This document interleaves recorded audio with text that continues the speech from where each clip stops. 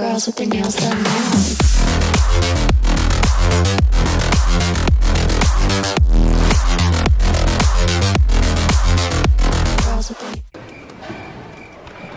Okay. Baby, stop. Stop. अरे बस कर भाई. और पागल करके पीछे जा.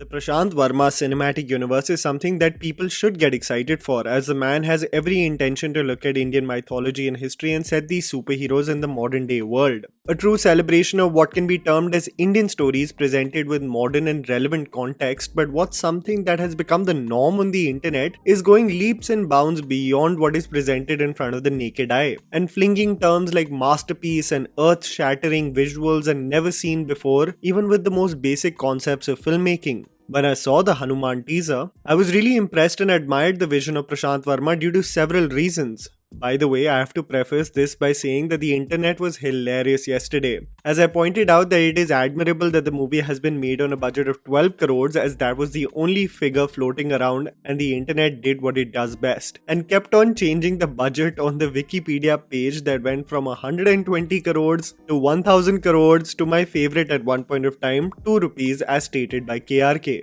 Irrespective, most of the people assume, looking at the star cast involved and the production behind the project, that roughly around 20 crores may have gone into the project. And this is still a feat considering the makers are going for a full-blown superhero film. I also love the fact that the creators are setting a modern twist to the legend, as the antagonist is presented with an attire representative of the current world. But I definitely respect the vision and visuals presented in the teaser, especially as the background score chanting Ram played in the background as Lord HanuMan is presented in the final frame. But what really rubs me the wrong way is the exaggeration that people have in presenting their views by comparing it to something that can be easily trolled. Brahmastra and Adipurush are used as clickbait tropes to present as if HanuMan showcases Christopher Nolan-like visuals. But the honest point is that the teaser is admirable. The vision of Prashant Verma is commendable. His previous work like Zombie Reddy and Awe are a testament to his inventive treatment. And that's about all we know about the project. How from a simple teaser, social media goes above and beyond concluding the quality of the movie as if it's going to be a game changer is where absolute objectivity and pragmatism goes out of the window. And one realizes that perspectives are only brought to the forefront on social media, at least, because one wants to be better than the other.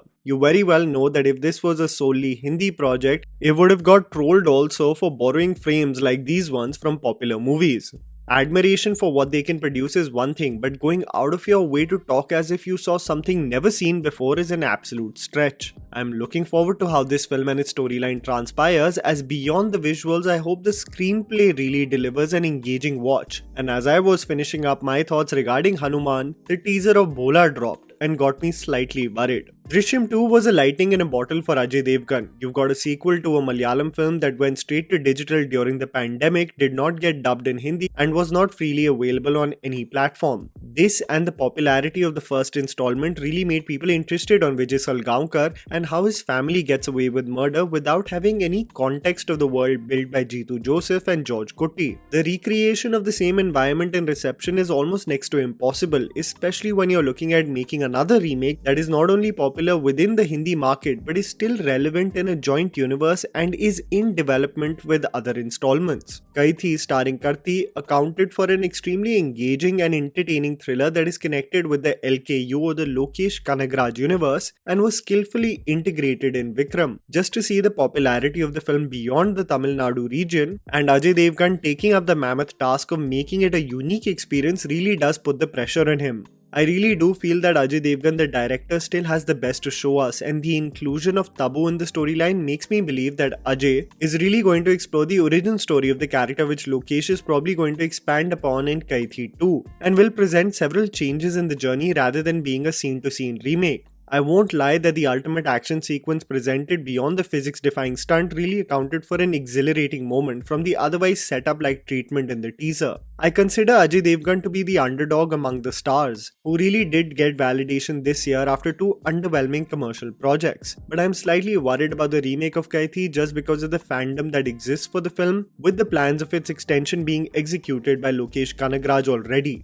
One can only be hopeful that Ajay, with his directorial prowess and presenting it in 3D, has other plans with the same template and makes enough changes for it to be a unique experience rather than just a carbon copy of the same. And the moment I was putting the video to upload, another teaser dropped. We got on Kartik Aaryan's birthday the first look of Shehzada, and the commercial viability of Kartik is undeniable. No matter what you think of him and his capability as an actor, there is a relatability and charm that the masses resonate with.